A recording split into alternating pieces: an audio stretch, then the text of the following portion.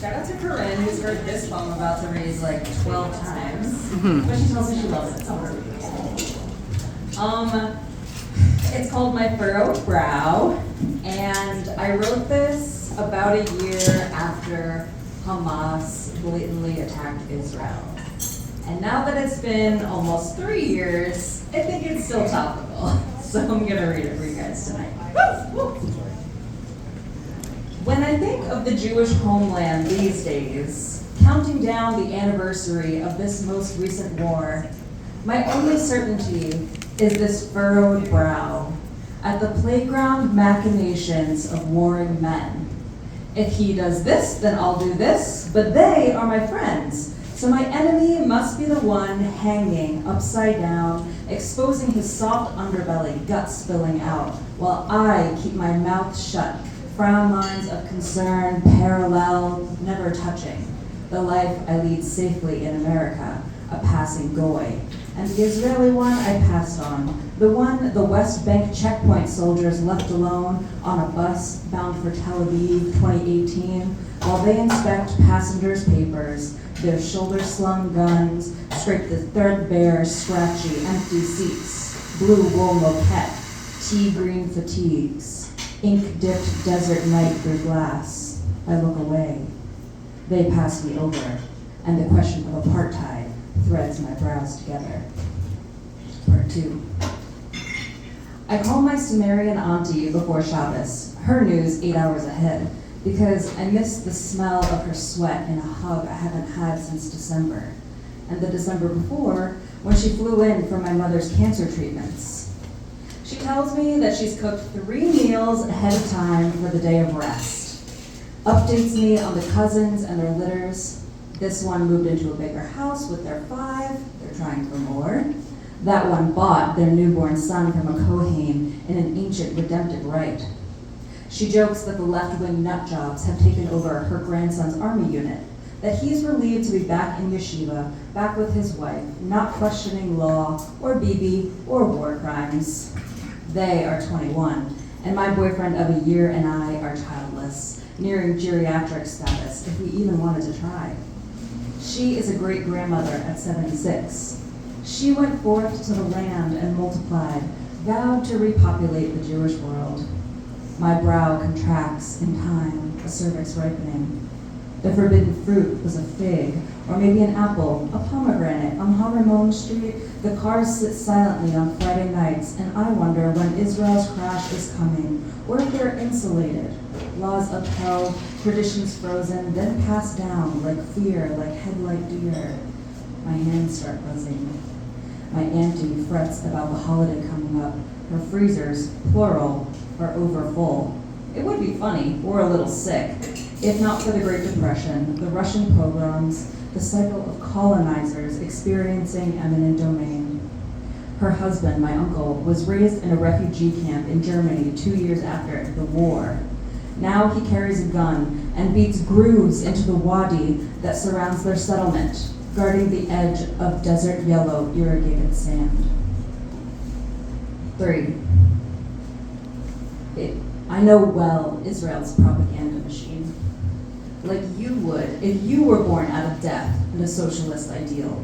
You wish you had a community like this, the ads say, and the insulation from hate helps you feel normal. They're just getting what's theirs, they reason, but they won't say who or what or why. All on a cycle, beepers going off like suicide bombs on a bus in the market. We are all martyrs, blood soaked in the sand. I am a Jew.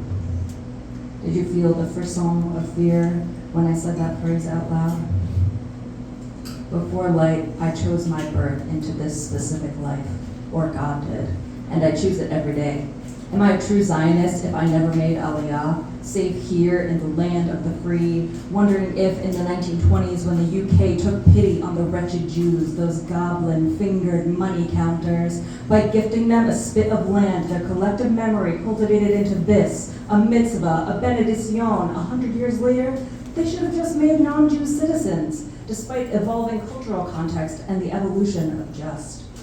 This generation thinks it's civility's pinnacle, a societal apex, that it can unfurl this knitted brow, can stop projectiles mid-arc of long-range missiles to Ukraine from inside Lebanon, sponsored by Iran, the US, and the watermelon emoji, the Dybbuk Russian oligarchy, and all these mouthpieces free, and now mine, possessed. 4. The range of human emotions is too small for things like war. When a buzzing fly, a sweat, salted, squinting brow, and sand and gritted teeth, fear hard-baked under the sun, can drive